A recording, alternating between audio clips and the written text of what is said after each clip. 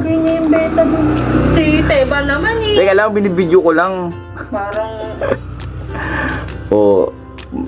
Pag may namatay lang dyan, ipapalunok ko sa'yo ba? Tignan mo, pag may sinalpok. Wala kasi sila sa buko. Pag may sinalpok Ano lang yung betang yan, tingnan. Bumisita lang siya. Oo. Ang gago nilagay niya dyan sa loob. Binisita niya nga lang yung mga friendship niya.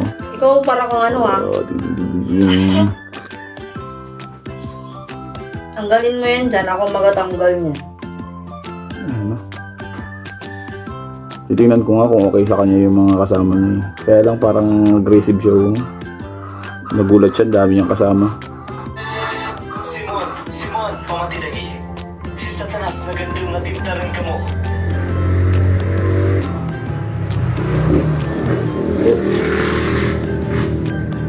Ang ganda.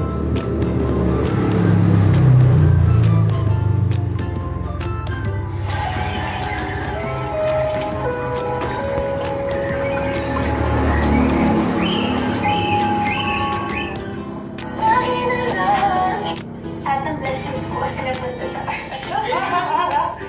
If you look at her arms, she's all about here. Dapat kasi from this bone, it's straight down. Pero this whole thing is sticking out. The contour ultra has to be done once a week for 4 sessions. It contains some... Alam niyo ba nung nasa Pinas kami, edi aral kami mabuti ng lihong ko. Kasi nga Tandaan mo yan, tanggalin mo yan. Visit ka ba, pag may sinalpok lang yan, tingnan mo lang. Aral ng lihong ko. Kasi nga pagdating nyo dito, di sila nag-English mga te. My mother-in-law.